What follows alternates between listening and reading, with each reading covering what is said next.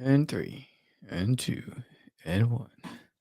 What's up, George? What's going on in the House of Craze tonight? In the House of Craze tonight, we have a repeat offender. We have a gentleman who's been on the show before. His name is Nandor Fox, and we're going to be talking about the Fabled offerings with him. We're also going to be talking about how much inventory should you bring to a con.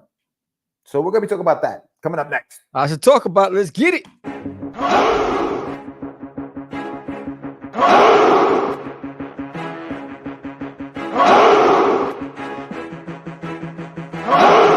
We are the only show for independents all around, giving you a platform to spread your word all over town. Catch the Craze is the place to promote to your fans with the dream of Medina and Sam the Crazy Man. Subscribe to our show and never miss an episode. It's time to get your mans, listen to us on the go. Updated every week, we never miss a day. Join the squad, come on in. It's time to catch the Craze. If you are an independent, catch the Craze. Making moves on your own, catch the Craze. On your grind in the streets, catch the Craze. Join the movement, catch the Craze.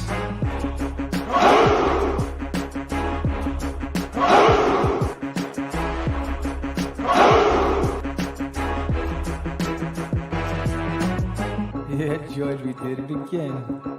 Come on now. Yeah, you want to do it. Catch the Craze.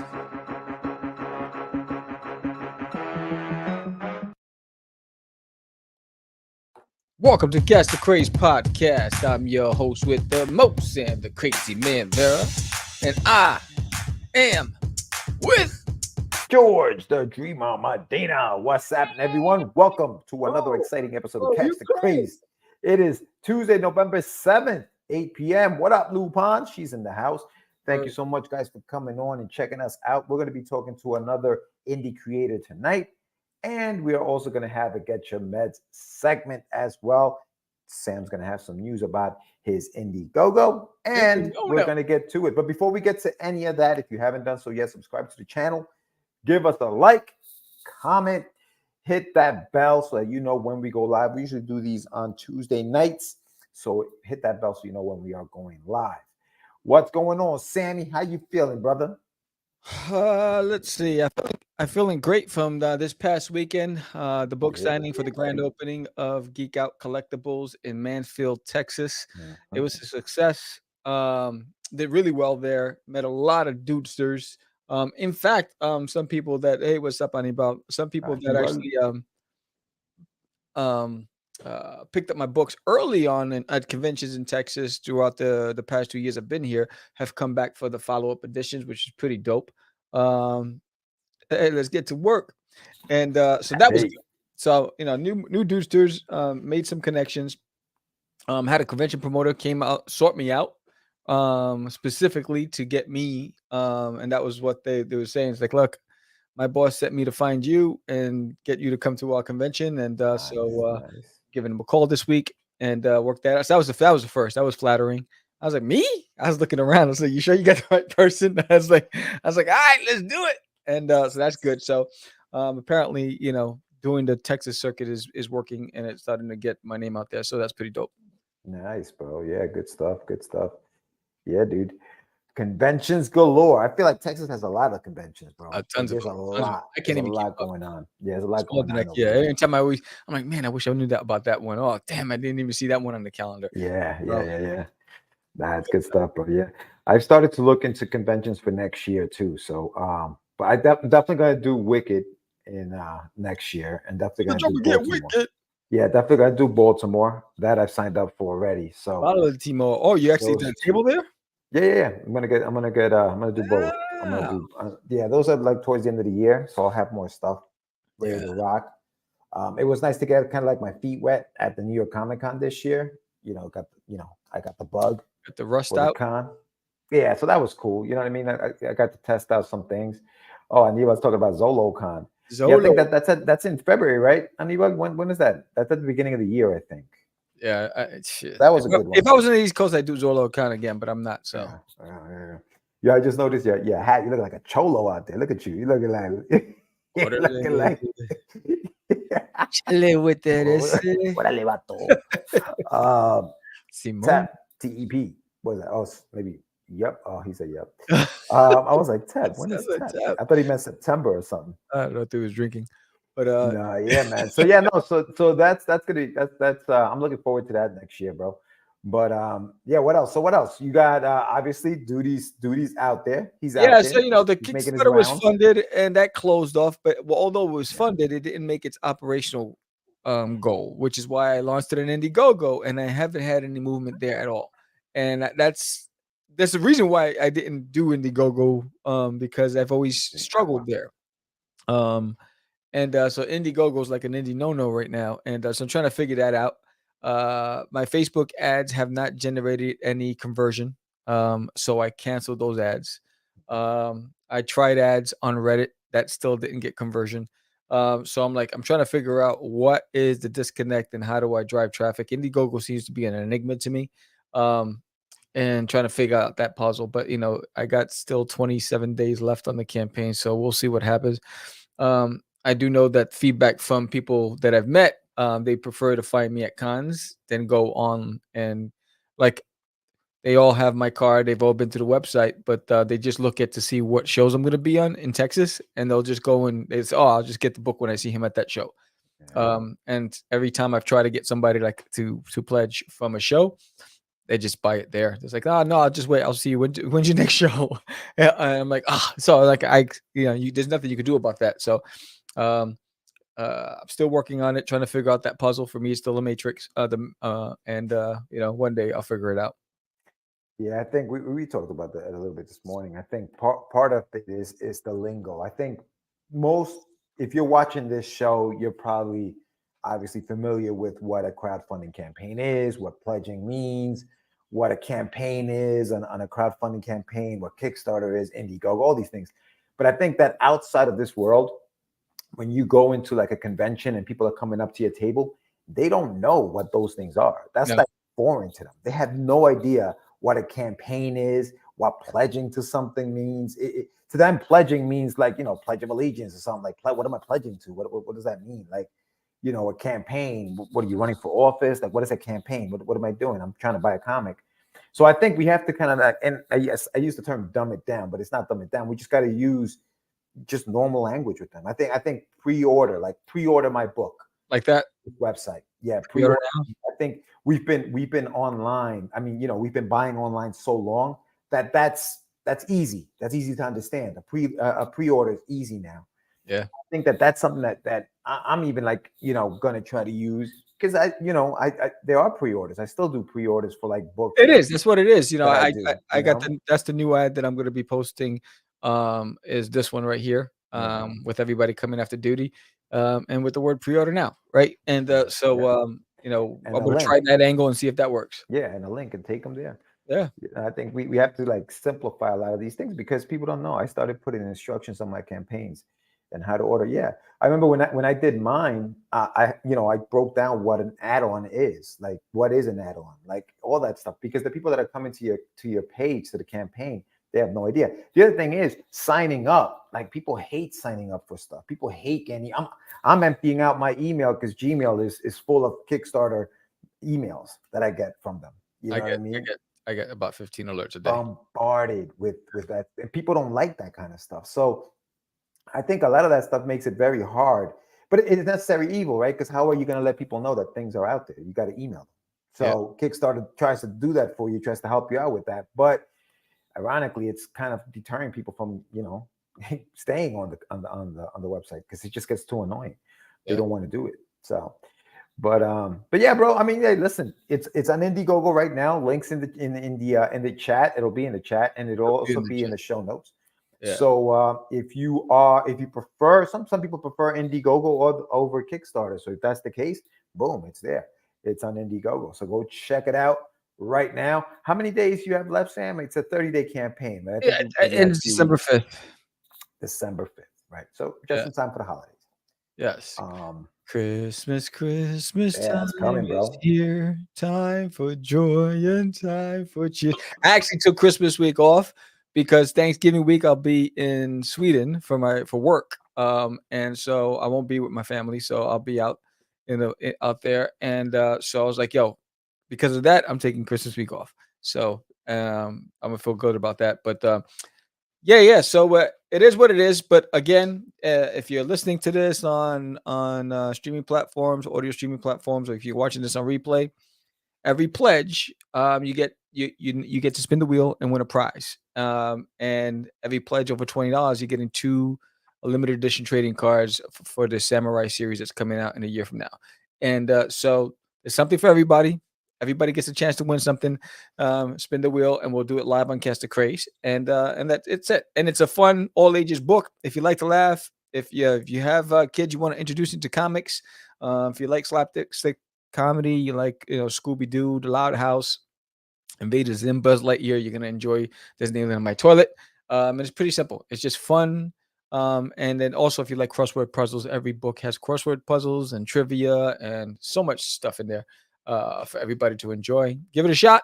If you want to break away from all the chaos this world is throwing at us, right? And there's a lot of hate and craziness and right. So I know that it's like I look on TV for comedies. That's just me because every show is about conspiracy and death and mayhem, and I'm like, give me something to laugh a little bit. And this guy's keep telling me about tote bags with bottles of Duty Juice. Duty Juice is coming, bro. Watch 2024. Duty Juice is coming. Duty Juice. Duty Juice. People must have not wanted me to sing because remember last week we were saying if there's a pledge, if there's any pledge, I was gonna sing the song, and you just said thing. There was nobody there. Said, I didn't say slapstick, that's for sure. I'll let you slide with that one. You're going to let me slide with this one? I said slapstick. You said slap. Oh, I did not. Yeah, you might as well put the little MA. George just came out of D Block. Put the little MA. Put the little MA side up there, dog. So, but no, yeah. So, so make sure you pledge to that. Also, yes. Just on my end, real quick. So next week, I've been doing a podcast with Hades. It's called Shoot the Ish, and we're going to be talking Nicolas Cage movies, top 5 Nicolas Cage movies next week. So check that out on Monday on the ASAP Imagination channel. Go to asapimagination.com. I also just aired a brand new episode of my art of comic writing on my YouTube channel, Get Your Meds. So go to Get Your Meds on YouTube. Check that out with Lori Cunningham, L.A. Cunningham. We spoke about your writing space. What do you need in your writing space to stay focused? So we were talking about that. So check that out. I have another episode coming out next week with Mr. Tony James, who has a book called Star Noir. That's coming out next week. Check that out. He's also on Kickstarter, so you want to check that out.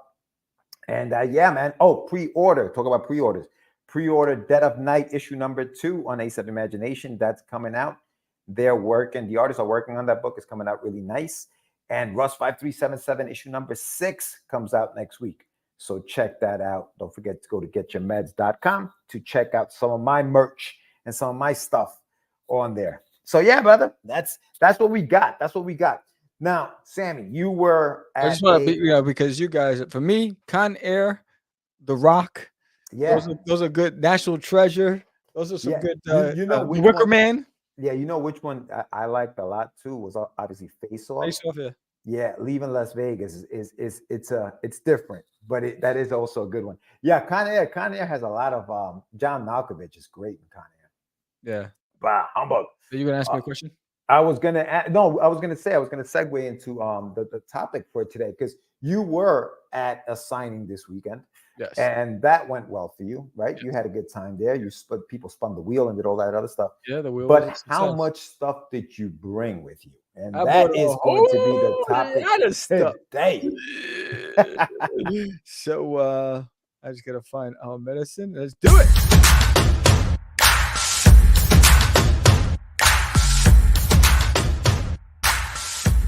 It's time for your medicine. How much inventory should we bring to a con? Survey says. All right. Well, let's talk about it. Lupin said the Flying Elvises. You know, that Leaving Las Vegas, I think that's Loath and Fearing in Las Vegas. I think I was talking to Anibal about that earlier today. And as soon as I hear Leaving Las Vegas, I think Elvis. And it's not. In that movie, there are no Elvises in that particular movie. But I think Lord of War was good too. Which one? Lord of War.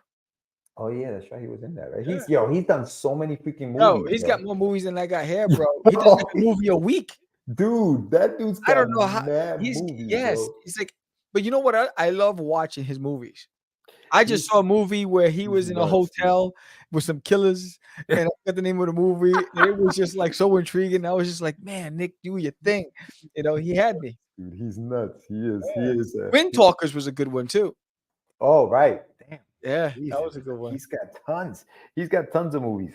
All right, Sam. So he plays Great Dracula. Oh, Renfield. That's the new one that he's got I out haven't now. seen that one yet. Yeah. Yeah, he's got. That's the new one. He plays a Great Dracula, right? Yeah, yeah, You yeah. know what it is? It is his overacting. He's known for that, right? Like that's his Yeah, thing. His yeah, thing is like just being over the top, yeah. But anyway, so packing. Sam, what do you bring to conventions? How do you do it? How do you know? Easy, I easy. Don't put that MA. I Don't know, put I the MA. didn't even throw that way. I was like, you know what? Because, I went to the book signing thinking that I actually tapered what I bought. Mm. But when I'm rolling in my wagon, I got 4 pieces of luggage, right? Wagon. Rolling your wagon. So I didn't bring a banner, an extra banner. I usually have 2 banners. I didn't bring the second banner, and I didn't bring the gridded risers, right? And I didn't bring my um book display stand, the multi-tiered book display stand. And so I didn't bring that stuff, right? The props. And I should have bought the multi-tiered stand because I didn't realize it was a 6-foot table. Normally, when I've done book signings with Geek Out, they've always provided me with an 8-foot table. So I get this, a 6-foot table. I'm like, oh man, I should have bought the multi-tiered dance stand, right? So but I had the problem is I have multiple titles, multiple issues. So I have issues 1 through 5 of Disney in my toilet. I have the graphic novel. I have the graphic novel of Forbidden. I have the collected edition of Catch the Crazy. So and then I have so I have all those. Then I have my prints, which is also in. So I have 4 long boxes Mm. because I have 25 of each. So I bring about 25 of each for the book signing. I brought like 25 of each, Yeah, yeah. right? And 25 that's of each. What? 25 of each book. 25 of each. yeah. So of each issue. Each Except for issue, number 1, I always bring a little more of number 1s, but I usually bring about 25 of each issue for something that's small, on average, but I bring about maybe I bring 25 of the graphic novels as well. But then when you think about it, I also have the buttons and the pins and the keychains and the stickers and the bookmarks and the trading cards and the prints. So when I looked at it, I was like, man, I came deep. I have a lot of stuff. But I say you look at the size of the event, and you also look at here's what I take a look at. Am I mentally prepared to go all day and just engage? And that's how I look at my potential sales, right? Where's my head at? Am I ready to get in the game? And then what's gonna set me off or set me backwards mentally, right? Like that first day is important. And if the first day it's a dud, the event, that can mess you up the whole weekend, right? Mentally. But I always look at the size. So if it's like a 5,000 people or less, I don't go more than 40 copies per issue. But if it's like a show that brings in 50,000 plus, I try to bring in about 75 of each issue and then like 150 of the first issue. So it all depends on the size. Especially number 1s. I always bring tons of number 1s because most people's like, "Oh, I'll try the number 1. If I like it, you get a website, and then they'll go there." So I always try to have more of that than anything else. Yeah, I think. I mean, obviously, for those who are watching, who are oldies who've been doing this for a long time, you guys know what you got to bring and all that other stuff. But for the newbies, maybe somebody who's never done a convention before and is wondering, okay, how many books should I bring today? Should I print out 100, 500? Should I print out 1,000 and bring them all? No. If you're a brand new, unless you have a following, unless you are brand new to the Comic Con scene, but you have a large following because you're a personality online, then yeah, maybe bring all that stuff. But if this is your first comic book, never done anything like this before in your life, and you're wondering how many books should I bring to my very first book, to my very first con, I think number 1, yes, Sam, look to see how many people are coming to that space. Mm-hmm. And I think, and if the space is, if it's a large convention, I would say maybe anywhere between 50 to 100 books, maybe. If it's a large convention, I'm talking about thousands and thousands of people. A Comic-Con, for example, New York Comic-Con, for example, San Diego. If you're fortunate enough to get into one of those the first time around, then yeah, bring a lot of stuff. But if it's one of your local conventions that you do in Texas, or that they do here in New York, or even in Jersey, they have a lot of those small ones in Jersey, anywhere between 25 and 50 books. Yeah. I know, crazy. Don't go crazy. I would look at it. I always said, like, if there's 5,000 people, I can expect to get about 75 to 100 of those people, right? Yeah. Sales, right? That's the way I look at it, because there's a whole lot of options, and I got to work for that. I would say 75% of the time I'm working for it. 25% people just look at the banner in the art and they just come over and like, I want to get this, I love this, whatever. But you got to work for it, because you're competing with everybody. And you're competing with the guy to the left of you, to the right of you, the guy in front of you, the name guys, the print artists, the booby, drawings, all those things. You're competing with the world. So your hustle's gonna make a difference. Like I told you, going into this book signing, there's a number I wanted to meet. Right? I was like, if I do this, I'll be good. Right? And I was just shy of it by $5. Right? But I worked for it, right? I just talked to everybody. I walked around the store and just started talking to people in the book aisles and the gaming tables and whatever. And then people started coming over to my table. You have to put into work, but if you have a goal in mind, like I try to do an average by day. This is what I want to do each day, and then I know what I have to put in every hour. Right? I measured the hourly performance too. So it's like, if you're gonna bring the unit count, how many of that do you have to sell by day? What do you break it down by hour to make it? So if you say you want to do $500 a day, what does that look like in the 8 hours that you're there? So how many units you have to sell within that first hour and to make it up? Because if you don't make it that first hour, that second hour, you got to double what you did, that previous hour. You got to make up the loss if you want to hit your own goal. So that's how I look at it. I do mental math. Yeah, well, that's the other thing, right? So if you're talking about numbers that large, then obviously you got to bring more books, right? If you're thinking about making $500 or whatever it is, then you obviously have to have the inventory to make that amount of money.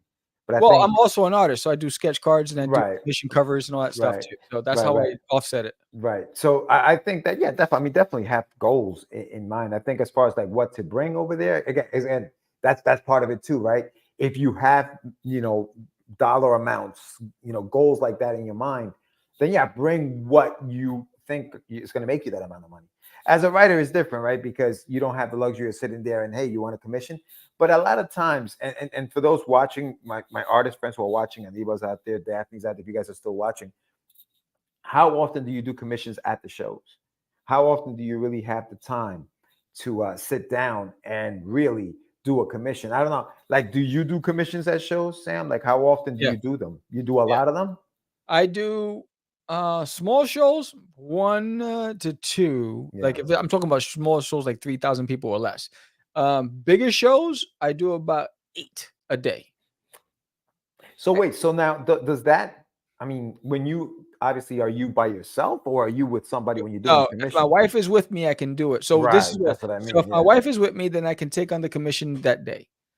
If she's not with me, what I say is, if they want like a sketch cover, then I'll tell them come back in 3 hours or whatever it is, or 2 hours, whatever, because I know I'm going to be interrupted because I'm the only one there to make sales. So I'll stop what I'm doing to make a sale.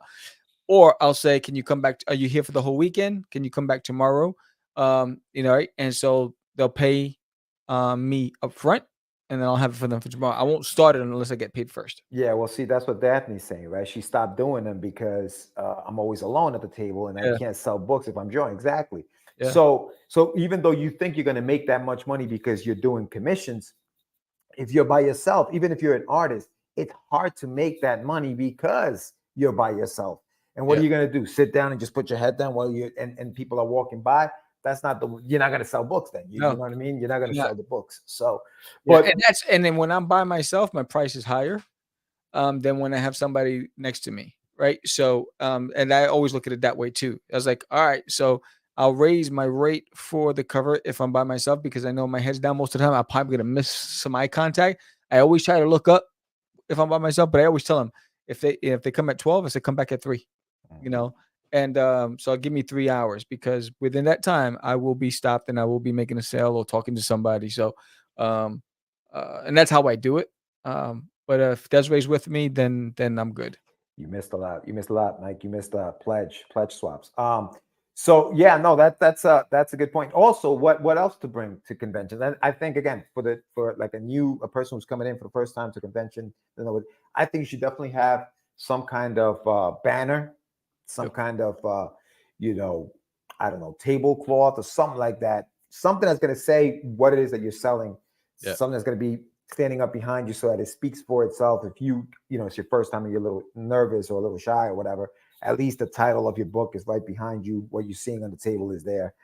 So bring energy, bring a lot of energy, bring a good pitch, be ready to sell, know what you're selling, know how to sell your book, bring bounce backs, be ready. Yeah. Be ready, man. So make sure you have your bounce backs, and your bounce back is whether it's a business card, a postcard, a trading card, something that's going to have a QR code to your website or your social media handles so that they can go and do research on you and connect with you online or whatever it is. I call them bounce backs. So it's worked for me. Every time I've given out my trading card, I've gotten them to go to my website. I've gotten them to subscribe to my channels, to follow me on social media, right? Or purchase on my website. And I have a significant success rate with my bounce back cards. One, it's a great graphic. So I give them a hot illustration on the front of the trading card, and on the back has my contact information. And it keeps that relationship going. Yeah. Good point by JD here. Do the smaller shows to develop the pitch and learn how to bring energy for the big shows. Yeah. We were just talking about that. I was like this. I've gotten better and better and better at my sales game. Because I've done a lot of these book signings in Texas, and I've done a lot of these smaller shows, and it allows you to really work for it. So because you have to work, you have to get better at your delivery. Yeah. Duty juice is coming, bro. 2024, watch it. Duty juice coming. Oh man, yeah. You know who's hit the ground running is Michael Sammartino at shows. I seen him do his thing at shows, I heard, selling and moving the product. But that's it, man. That's the inventory. What to bring. Don't go too crazy when you're a newbie and you have no idea how this is going to go down. I think have enough to cover your table at least, though. If you're paying $250, $300 for a table, print enough books to at least cover that.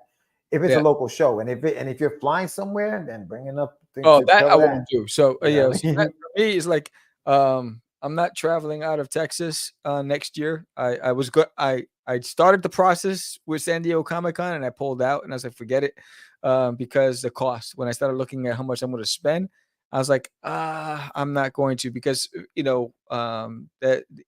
San Diego, I would have to have people with me in order to make the money I needed to make, and that wouldn't have been possible. So I was like, you know what? I'll wait till the following year. Those big shows, you need the help at those big shows, bro. Yeah, you can't do them alone. Yeah. It's tough. Yeah, I mean, I can rock out small shows by myself because it's a small show. Yeah, it's a show. But the bigger shows, nah, especially because you have to make back more money, is more at risk. That's where you need people, and I'm not there yet. Yeah, no, for sure. But yeah. I mean, that's what we have as far as the I don't know if the guest is in the back with me. Yes, Nando's in the back. So we're gonna cut to this commercial break, and when we come back, we're gonna bring Nando Fox onto the show. Hi, I'm Samuel, and I'm the creator of There's an Alien in My Toilet, a sci-fi comedy series that the entire family can enjoy.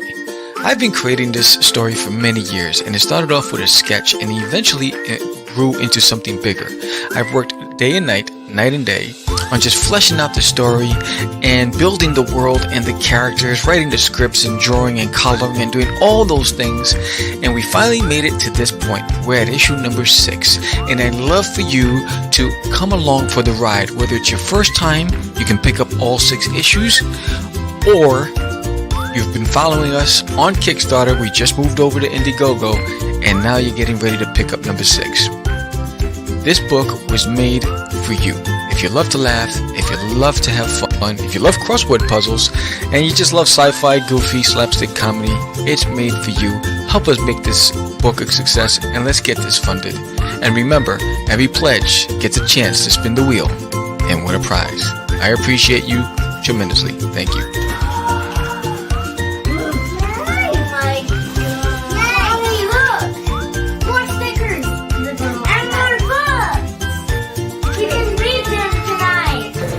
I saw Duty and he was explaining Duty, I was like, oh, he sounds like my character Razzateer from when I did Dungeons and Dragons, because he was a very tiny dwarf. So he would go around and be like, oh, there's some razzle dazzle. So really, you're gonna do a little bit of hi, I'm Duty from Uranus and I'm coming to Earth.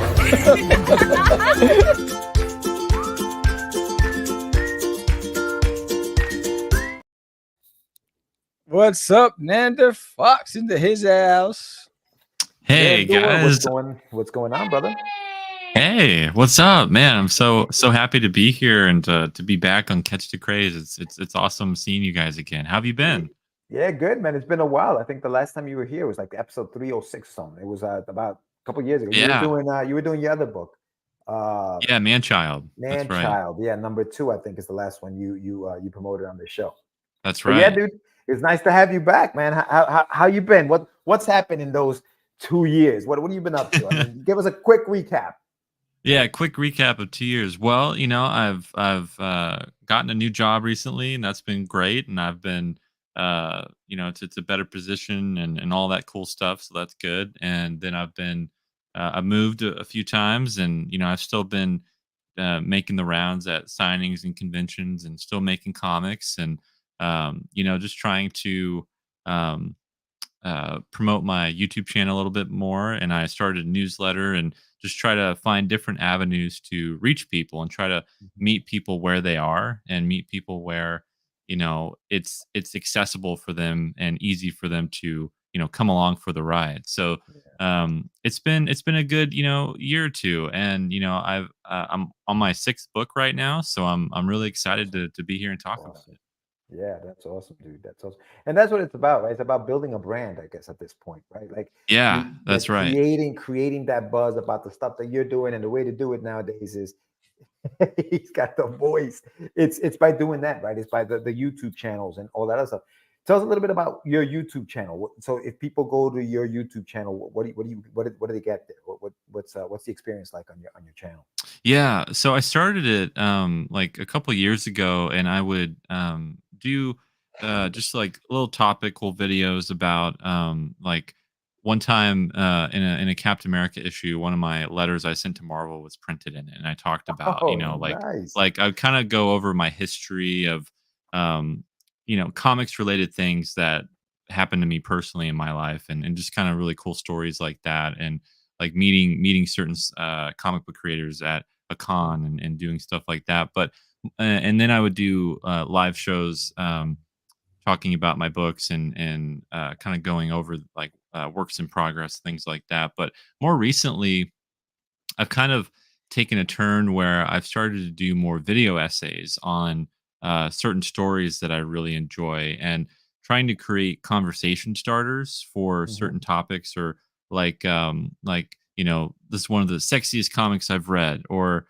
like what's a sexy comic that you've read, or I did one about all the rejections that I've faced in comics and indie comics, and like stories that I've submitted that have been rejected by different publishers or whatnot, like trying to get into anthologies and things like that. So I've been trying to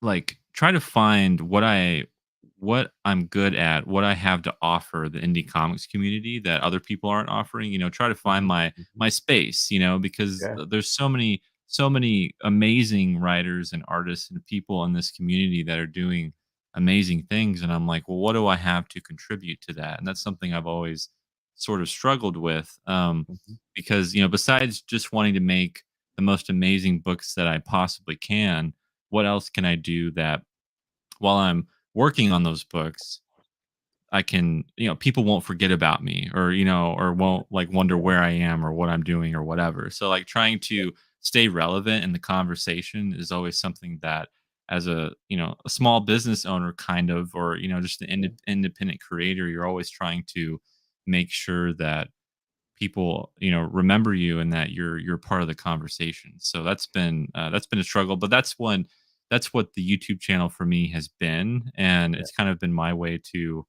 I don't know, do some thought exercises on certain stories and books and things that I really love about comics. Yeah, no, that's good, brother. That's good. What inspires you to like write and maybe create some of the stuff on your channel? Like, what are some of the inspirations? Like, what do you do? Do you read comics? Do you read books? Do you watch other Yeah. channels? Like, what are you doing to get Yeah, inspired? mostly, I've gotten inspiration from like other YouTube channels. For a while, I would always, shoot videos where like it would kind of cut between like actually seeing me and then talking about, like the certain topic, and I would have like images and things like that. And the video editing portion of it became such a time suck, that it Hmm. was just like Hmm. getting in the way of me actually making comics and writing comics, that I had to find like a shortcut. And I just thought, a lot of people, just like JD said, a lot of people really, for some reason, I don't know why, enjoy my voice, enjoy like just me talking, or they find it soothing or Soothing. entertaining, whatever. Yeah, it's like, I have the face for radio,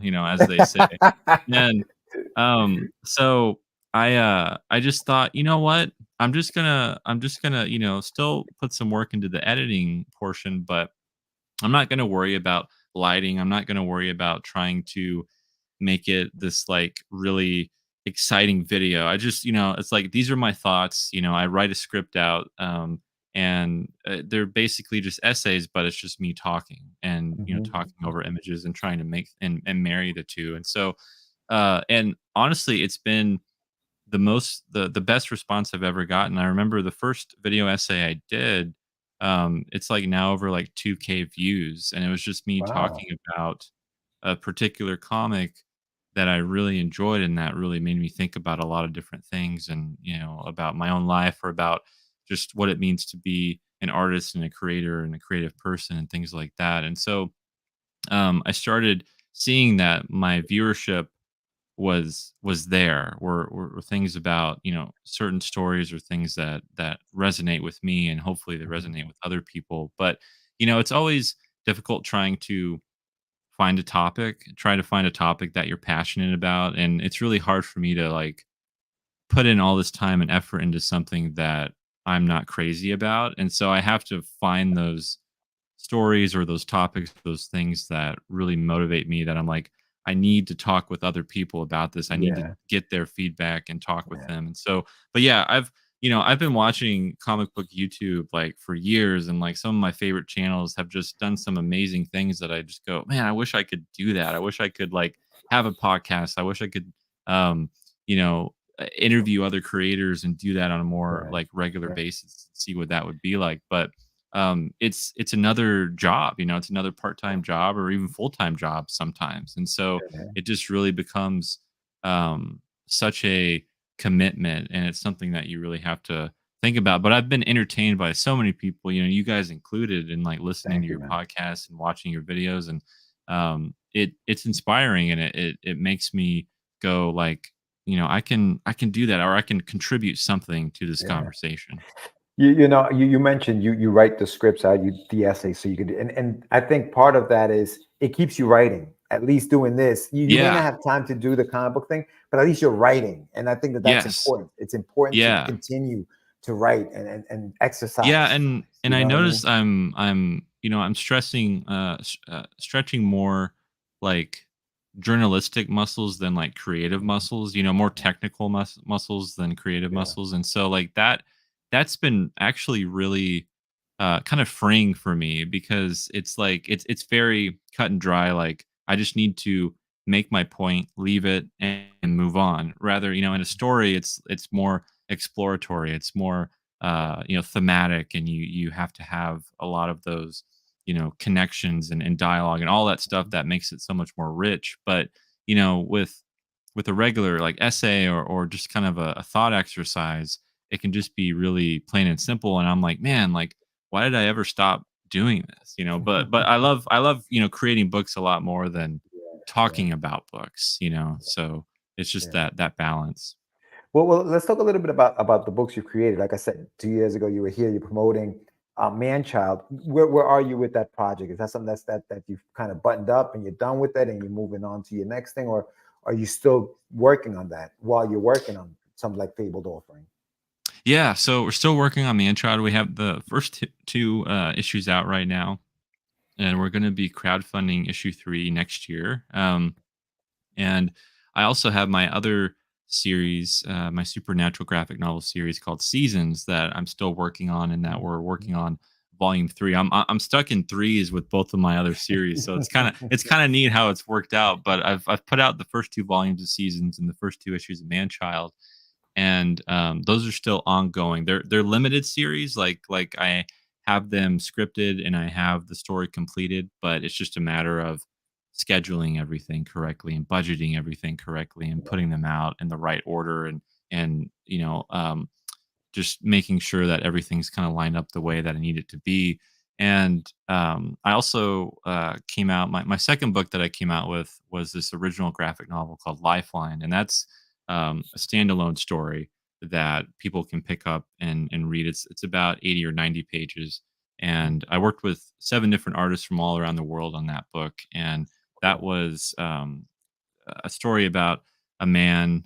You get to see his life from a young boy to an elderly person, but each chapter is told from the perspective of a different character. So you get the life story of this person, but through the eyes of different people in his life. And so, like, I have that, which is my like drama, and then I have like Seasons, which is my supernatural graphic novel series, and then Manchild, which is more of my superhero, like, nostalgia slice of life book that is more of that like Silver Age style. But the Okay. Fabled Offering is completely different from any of those things, and that is intentional. I've always, from the moment I put out Seasons, the first book of Seasons, I wanted to make sure that people knew that I was serious about my craft and serious about the kind of stories I wanted to tell. And the fact that I want to be a writer is something I want to do full time. Right. And it's like to do that, and I think to do that well, and to make sure that people don't think that, oh, you're just the Seasons guy, or you're just that, one trick pony that can do that one genre. I wanted to make sure that I would always be challenging myself. And so the Fabled Offering is my first time going into fantasy and sci-fi. I'm like actually writing a sci-fi story, which is one of my favorite genres. And like, I grew up loving the genre so much. So to do that and to be able to put that out there for people to see has been so rewarding. That's awesome, dude. Have you hit the like the convention circuit at all? Have you gone to any conventions Not since you really, began? not very much. I do local conventions, and I do local book signings and things like that. But I've never gone out of state for a con. I've Mm, never. I live in Missouri, and I've done like Kansas City and St. Louis and kind of the bigger cities. But I've never done anything outside. And that's actually something I want to do next year. That's one of my like resolutions. I'm already thinking about, like, what do I want to do next year? And it's like I yeah, want to go to C2E2. That's somewhat close in Chicago. yeah, I'd love to do Chicago, that yeah. con. Hmm. And I was thinking about Baltimore, and I was Yeah. thinking about possibly doing like Heroes Con or Dragon Con or Terrific Con. Some of those bigger ones that Terrific Con's a fun show, man. Terrific Con's a is it really fun show. Yeah, yeah, yeah. cool. Dragon Con's gotten very expensive. The tables are very expensive there. I've Okay, heard. I've never been. I've been to the Heroes one. That one was good. I'm actually doing Baltimore next year. I signed up for that, so that awesome, I'm waiting to see how awesome. that goes. But so we were talking a little bit about what to bring to these shows. You've done a couple of local shows. How much Yeah. stuff do you bring? What's your inventory looking like when you go to these shows? Yeah, so usually the shows that I've done, they've never been more than a few thousand people. And I usually find that bringing um, you know, definitely what Sam said about like more of the first issue or the first volume, Mhm. I always sell more of those. And so I'm always thinking like I need to at least bring, you know, like double that, or like, 50% more of that or whatever than anything else that I'm bringing. But um yeah, I always bring at least, I'd say, about 40 to 50 copies of my books, and then like I'll bring a little bit more of like my issue ones or volume ones. And then I always bring, stands, because you always want to think vertically, because people are coming and they're going to see your banner if it's high up, or your artwork. It has to be like above you and not necessarily on the table, or flat down. So like I'm always trying to have book stands, prop my books up. And I also always bring a newsletter sign up page for people to sign up to my newsletter. And that's been actually like something that I neglected to do for a while, and Yeah. I'm still kicking myself for it because there's so many people that may have not purchased a book, but they wanted to follow me and they wanted to see what else that I'm doing, and they would purchase a book later. And so I always think that it doesn't matter if you don't get that person to buy a book right now, there's always that potential that they'll come back later. And so like Yeah. getting their information, getting their email, you know, it's just so simple and it's such a easy thing. And so like I've had so many good interactions and repeat customers come back. So I think having a newsletter sign up sheet is like super important. And then always like little freebies, you know, like little stickers or art cards or business cards or, you know, something that you can give someone so that they remember you, you know, and like when they go back to their hotel or when they go um you know, go home or whatever, it's like they get out their bag of stuff and your business card or your art card or whatever is going to be in there, and they're going to be like, ah, like, you know, I need to remember this person, you know. And because you know, it's a physical item that they'll have, and unless they just throw it away, they're going to keep it and they're going to see it. And so that's Yeah. really helpful. But I try to, you know, I've always tried to keep things a little, you know, try to fill the table up with just as much color and like as much interesting things that you can, but nothing that is like, you know, too off the wall. And as a writer, you know, I don't have that ability to do like a sketch or anything like that. Yeah. So I'm always having to think Yeah. like even more so of like, how do I make my money back, you know, and how can I make this worthwhile? But and also just like as a practical thing, you know, make sure you bring a cart so that you don't always have to make like trips back and forth, you know, from Right. your Yeah. car, like of all the Yeah. stuff that you're bringing. You know, I that's something that, you know, uh I like just got a cart recently and I was like, this makes things so much easier. Why did I like have to be a man and like, you know, man up and like just like bring everything and like haul everything and be Carry like, I everything got it. on You know, your everyone, shoulders. Yeah. yeah, Yeah. like everyone's asking me like, do you need help? And I'm like, no, you know, I'm fine. Like don't bother me. So like, yeah, Yeah. bringing a cart and like making it as easy for you as possible. And like something I've wanted to do is like get a really rich, colorful tablecloth, you know, with Mhm. my Your logo or Foxhole something. Comics is how I Yeah. have all my books under in that imprint, and like have a whole Foxhole Comics tablecloth, and you know, make sure that it's bright and it's like eye appealing and it makes people feel like they're getting in on something. And that's Yeah. something that, you know, is really exciting for the customer. So that's Well, kind of what I've been doing. you know what it is too, Nando. Like we talk about how the space is filled with so many, creative people. Yeah. Conventions are just the Yeah. same way, right? Conventions are filled with other people who are doing exactly what you're doing. So how do you stand out amongst the crowd? And I think what you're talking about is a perfect way to do so. Like Yeah. whatever, with your tablecloth, if it's nice and rich and shiny, you know what I mean? People are like, oh wait, what's that? What's that over there? Yeah. Let me go take a look at it. So yeah, no, that makes perfect sense. And our friend Jonathan, Sci-fi Entertainment Company, seems to agree. There's some great gems being dropped. He's loving the episode. So yeah, no, that's good Good. stuff, man. That's Good. good stuff.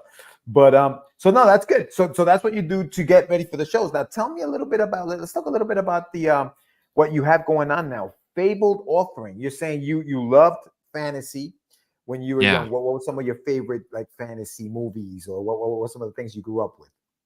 Yeah, I mean, I grew up I was born in 97, so like I grew up in a time when like the Star Wars prequels were just about to come out, and Mhm. also the Lord of the Rings films were, you know, just about to drop in the early Mm. 2000s. And those were just, you know, huge influences on me, and it brought to life my love for this fantasy and science fiction genres and like space fantasy and all of that. And so it was like those are the foundational things that I grew up with that I loved. But as I got older, I started to, you know, read more fantasy comics and more fantasy novels and things like the Wheel of Time series by Robert Jordan, or um, Isaac Asimov's Foundation trilogy, and is a classic sci-fi writer who did some amazing things, very prolific. I don't know how many books you read, but or wrote, but so many. And then like, you know, Dune, like books like Dune, and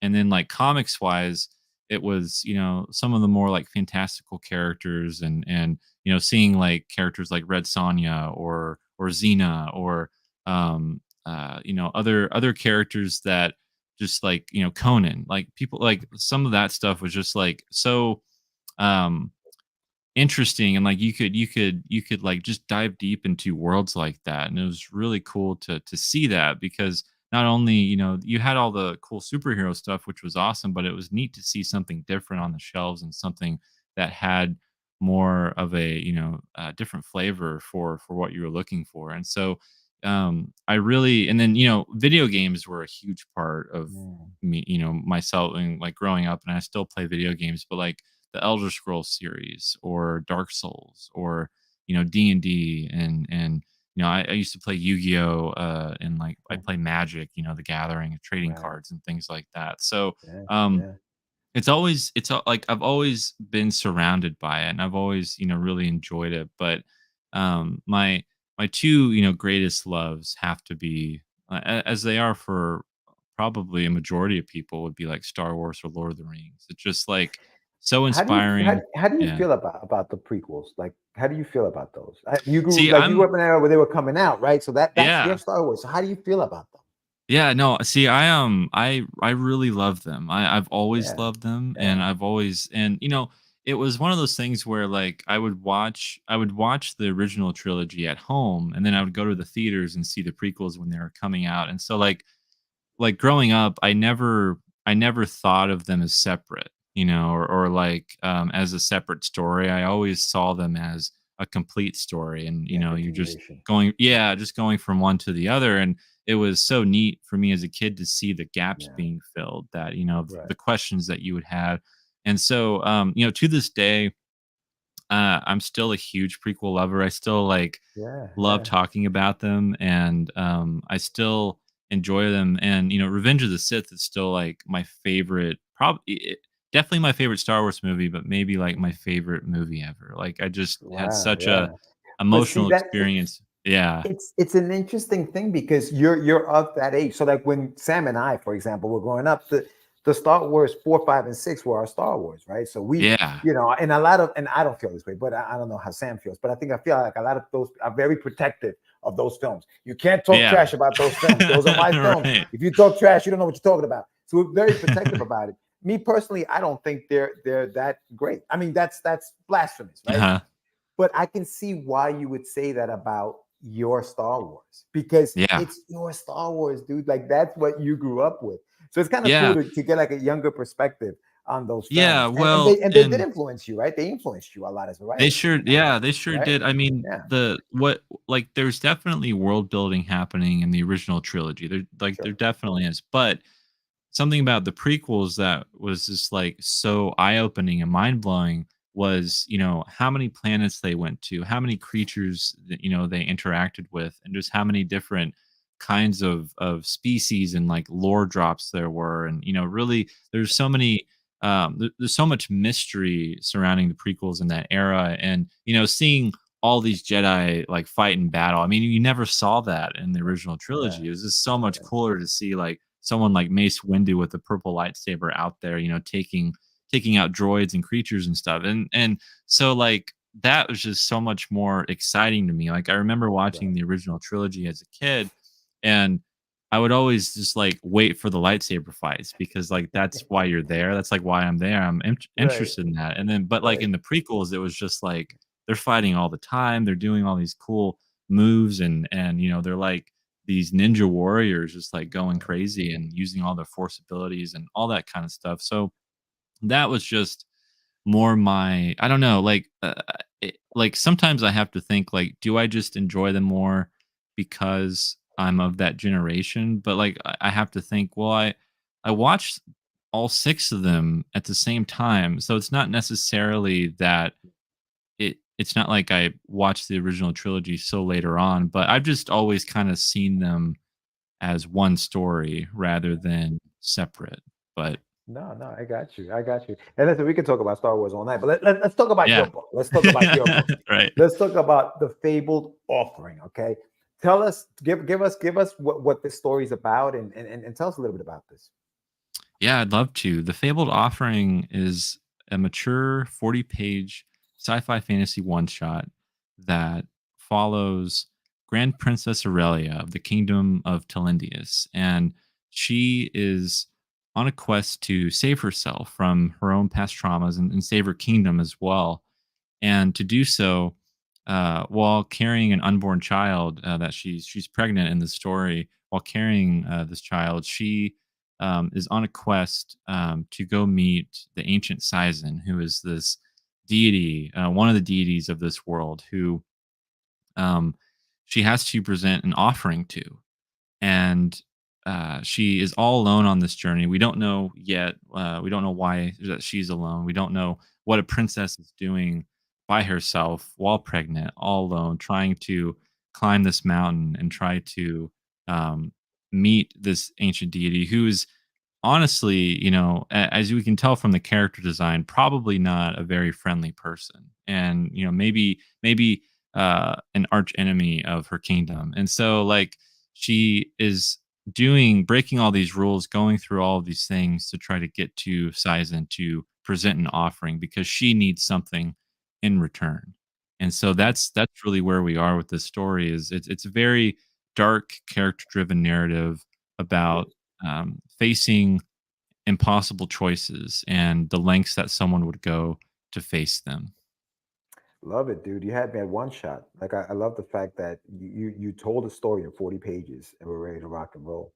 Yeah, You know well, what I mean? my previous stories like Manchild, as I mentioned, and Mhm. then Seasons, they're all you know, longer series, and I've oh, thank you so much. You just Yeah, pledged. That's good so cool. stuff, man. They're all longer series, and I've wanted to, I didn't want to start a new book or start a new property and have people have to feel like they have to keep up with all these different books that I'm doing. And so I wanted to do something that Smart. was like a one and done, like prestige format, 40-page one shot that tells a story from beginning, middle, and end, that you get an entire character arc. And it's also kind of my way of saying, if you like this, you're gonna like my other books because Mhm. this is the kind of quality, intent, and amount of care that I have for my stories. And I'm a lot is riding on this one for me, just like creatively and kind of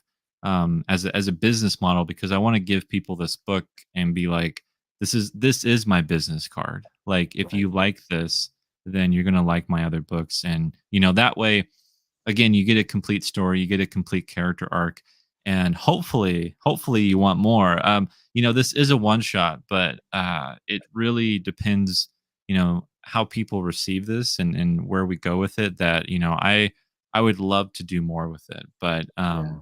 I didn't want to open that door unless people start breaking it down and want me to open it. Yeah. So Yeah, exactly right, man. As a writer, you just write, right? And you just continue to yeah, write and you just can't stop writing. So a story like this, for example, yeah, like you said, it's a one shot, one and done. But hey, it can expand and you can, I'm sure the world is so rich that you could probably, spin off of this yeah. and I make mean, there's so and do much more about stuff. like how these deities operate, what Right. other kingdoms there are, what there's a race that we're introduced to at the beginning of the book that has been waging war with Aurelia's kingdom, and they're called the Macmul, and they have just gotten done.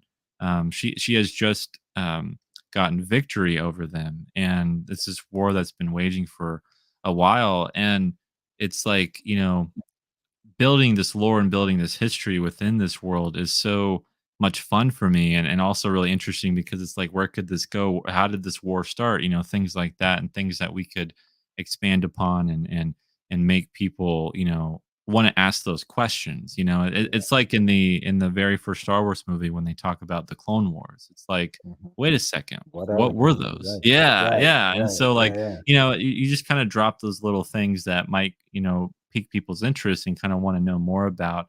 And Smart. as I was writing the story, I would be like, there need people need to feel like they're dropped into a world, not necessarily that they're being introduced to one. You know, they need to feel like this world has existed, like it's Existed. been there. You're just in this one point of history in it, and you're just with this one character. And so, um, it was, you know, and it's almost somewhat um, going against the grain for the genre, because it's like when you do a fantasy book or a science fiction book, you're really like making it harder for yourself to try to condense it all into one story, because you know, don't you want to open up a universe? Like, don't Yeah. isn't that what you do? Like, you want, oh, you want this like 20 book series or whatever, you know, it's just like this huge thing. And so that was something that was a real challenge for me, was like, how do I trim the fat off of the story to like condense it down to, you know, the meatiest parts, and like to make it the most succinct and like, you know, readable, and not get Yeah. lost in all the lore and all that kind of stuff. So it That was definitely that a that challenge. Yeah, I was gonna say that must have been and hard, well, because you have to do it, but also because you have to do it. Like it's Yeah. like getting rid of your babies, right? It's like, oh my God, there's so much story here. And I'm sure Yeah. your work, I don't Right. know how much world building you did for this thing, but I'm sure there's like tons and tons of pages that we'll never see. We'll never Right. see half of the stuff that Right. you wrote down to put this together. And that's the thing about creating these stories. It's all the world building, especially on a sci-fi, fantasy series like this. Right. Right. That's a cool. I love that. I love that. That cover, the one with the horse behind it. That's so Yeah. cool.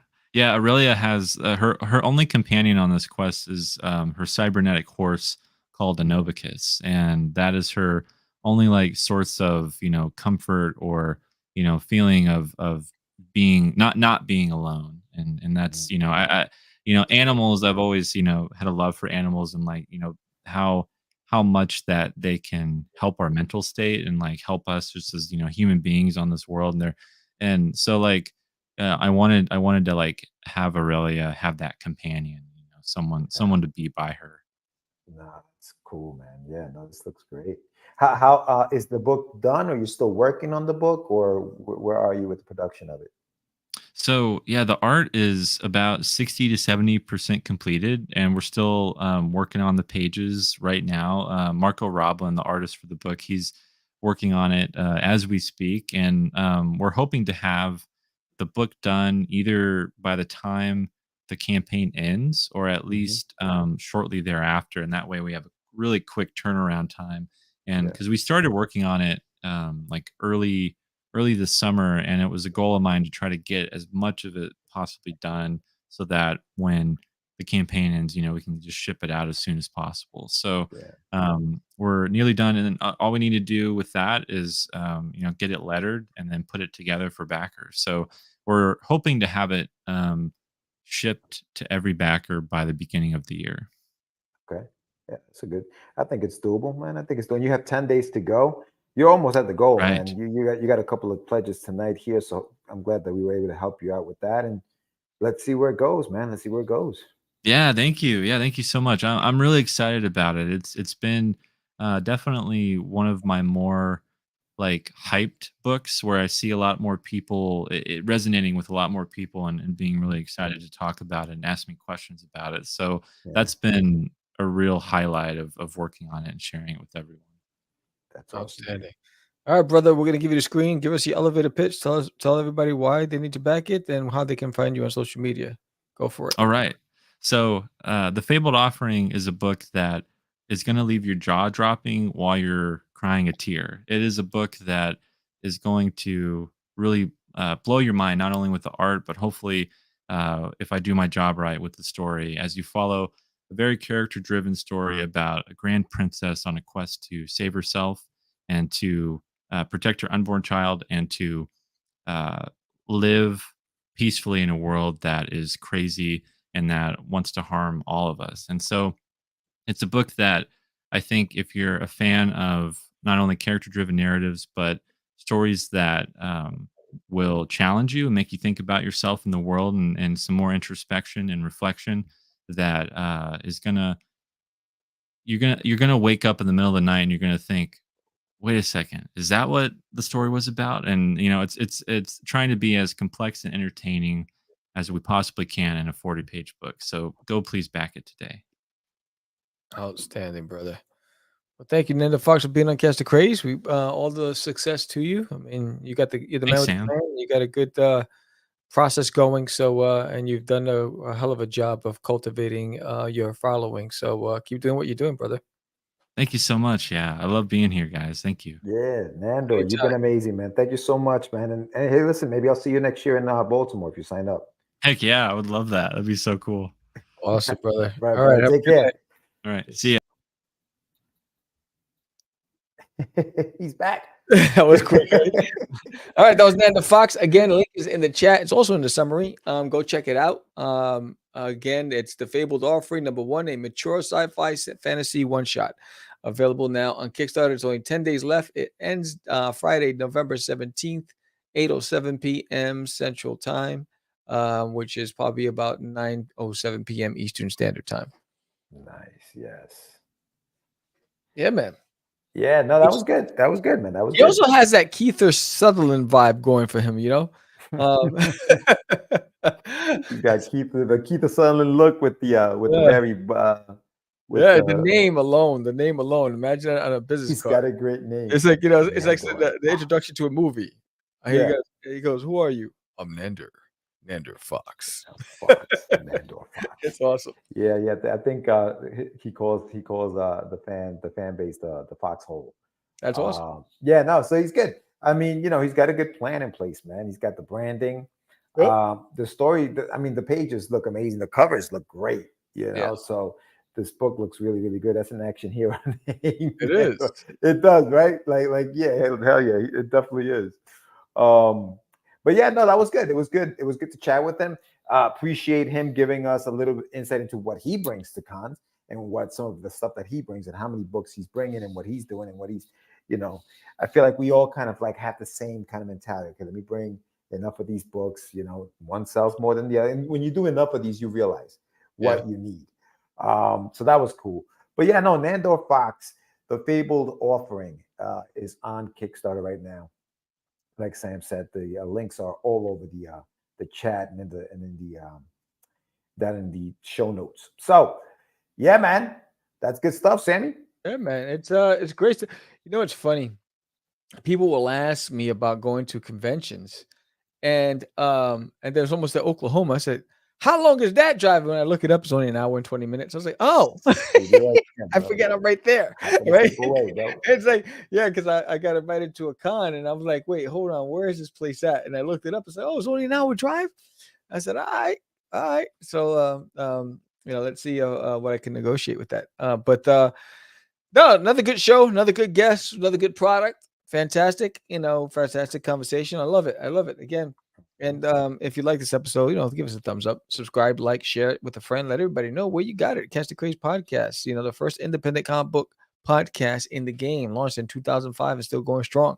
And it's all about the independent creator, whether you're in comics, you're an artist, a musician, whatever it is that you do, and you're just creating your own path and your own road, and you're doing it your way because there's no other better way than your way, then, you're our man or our woman, or just come on the show and let's talk, bro. That's what we do this show.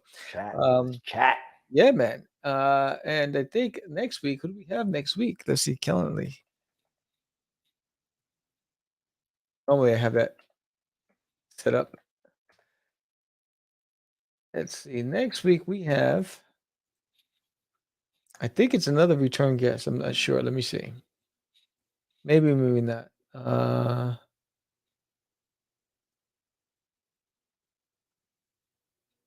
No, they changed the whole setting, bro, on Calendly. Well, I wish they stopped doing that. Oh, we got Stephen Russell. Stephen Russell's on the show next week. He was also he does Tale of Nihilism. He was also, I believe, an entry into the Drawing Duty Art Contest. So yeah, he'll be on the show. And then Thanksgiving week, there will be no show. And then we'll be back the week after. And so yeah, that's what's going on right now. And again, There's an Alien in My Toilet is on Indiegogo. If you haven't checked it out, if you haven't picked up my book and you watch this podcast, you're a subscriber to the show, go check it out. Issue number 6. And if you missed the first 5 issues, you can get all of them together. You can get the collected edition or the floppies, whatever floats your boat. There's something there for everybody. And remember, with every pledge, your name goes in the spinner for a chance to win some really, really cool prizes. And the spinner was a success this past weekend. It was a fantastic event. And yeah, that's all I got. What do you got? Yeah, no. So definitely check out Get Your Meds on YouTube. I have a new episode up today. It is L.A. Cunningham. We're talking about the art of comic writing. She's on the show today. Make sure you check that out. Also, go to my website, getyourmeds.com. Pick up some books. Go to asapimagination.com and go to the Any One World. Pick up Rust 5377. New issue comes out next week. So that's going on. And now we're going to see you guys next week. We're going to be here talking some more comics. Make sure you subscribe to the channel. Give us a like, comment, do all that stuff. Sam's going to give you that info. But that's all I got for today, Sam. That's what I got, dog. Yeah, man. So with that said, I'm Sam the Crazy Man Vera.